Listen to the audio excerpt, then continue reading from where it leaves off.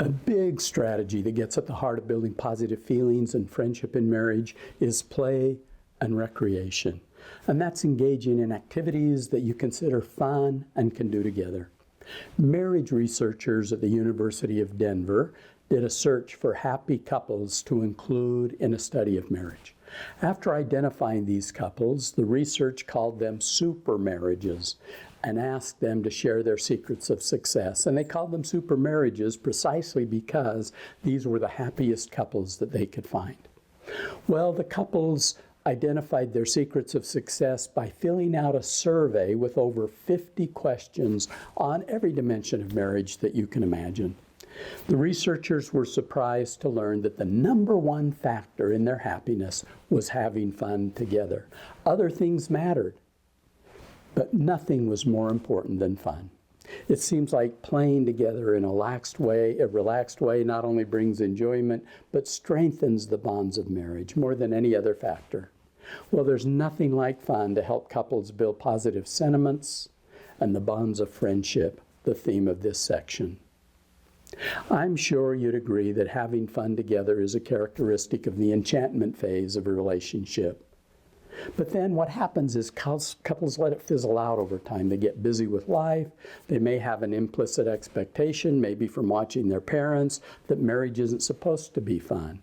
They think that being playful is for kids. The enchantment wears off and they let disillusionment and resentment reign, or they let unresolved conflict taint their marriages. Well, before continuing with this topic, let me mention 3 patterns of activity in relationships. We have individual activities, parallel activities, and joint activities. Individual activities are those things you do separately. It isn't realistic to assume that you and your partner are going to have perfectly overlapping interests and that you have to give each other time together all of the time. You need physical and psychological space to pursue your interests and hobbies independently of one another, as long as you're each supportive of your individual endeavors. For example, I like to run. Judy doesn't, so I run by myself, or sometimes with a buddy or as part of a running club. I enjoy singing, and I've joined various singing groups through the years, or I have a group of friends with whom I ski. Judy supports me in these activities, and sometimes she'll even attend an event, but it would be unrealistic and unfair for me to think that she has to like or participate in everything I enjoy, or to think that I'd have to give up these hobbies because she isn't involved with me. And likewise, she has her hobbies and her interests, and our relationship is stronger when I support her in these pursuits. We don't have to do everything together, although it helps that we actively support one another in what we individually do. Parallel activities are those things that a couple may enjoy together but don't require direct interaction, such as watching a movie or TV. You're together, but not necessarily engaged in communicating. Although these kind of activities are fine to make part of your schedule, it's important to be aware that they do little to strengthen your closeness. Joint activities are those things you do together and which require you to be engaged and communicating. Couples who do joint activities have the strongest relationships. I think about 2 kinds of joint activities. Some are core activities, which are those kinds of things you do to take care of family life. These include preparing meals together, working on a project around the house, managing finances, caring for children, and so on. Happy couples share in these activities and may find ways to do some, but not all, but some of them together. The second kind of joint activity is what we're talking about, play and recreation. And these activities meet certain criteria. They're fun for each of you, they awaken your aliveness, and they revitalize your relationship. They also often result in joy, even laughter. Generally, when you're engaged in fun, you're active, not passive. You might feel a closeness during passive activities, but not the same kind of flood of pleasure that you get from play and recreation. You have to also be careful about competitive activities that can be fun, but not helpful to developing closeness if they stir up too much rivalry or tension or even feelings of inadequacy. Well, one further comment I want to make about the nature of these activities. I'm not talking about sex in this lesson. Although sex meets the criteria for many couples, I want to keep our focus on non-sexual play and recreation. I'll talk about sex in some upcoming lessons. What does qualify as fun is anything you both enjoy and helps you engage with one another in a positive way.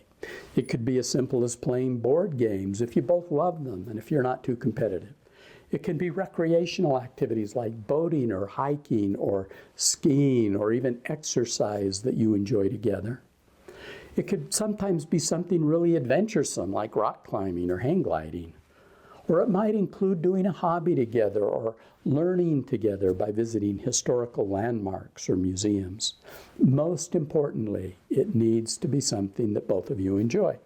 Judy doesn't like running, but we both like hiking. We also like to travel, and so we recently bought a trailer to get away to some of the beautiful parks around our country.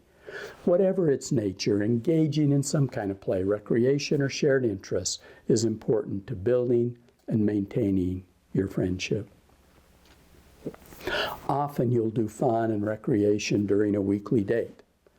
You know, something that you do alone without the kids. Although you can go to a movie together, and that's what a lot of couples do, don't let all of your dates be so passive or parallel activities. Become creative and find things that really help you engage with each other. So take a look at your marriage.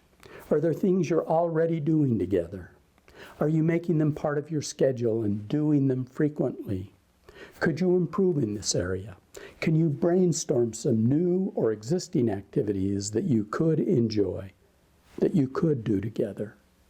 Well, one path is to see if you can enjoy or join your spouse in some things that he or she is already doing, already enjoys. For example, I have a brother-in-law who's turned his yard into a botanical garden, which has even been featured in lifestyle magazines. Although not natural for her, my sister decided to join him in this hobby, and today they both enjoy gardening and working side by side to keep their yard beautiful. It's not only been a boon for their yard, but their relationship. And don't get me wrong, I'm not suggesting that you have to join your spouse in something that he or she loves, but isn't something you could learn to enjoy. That's just one option. That's just one path. I'm giving you a resource with this lesson called a fun deck. It's a great exercise for you and your partner to brainstorm a lot of ideas to increase the vitality and excitement in your marriage.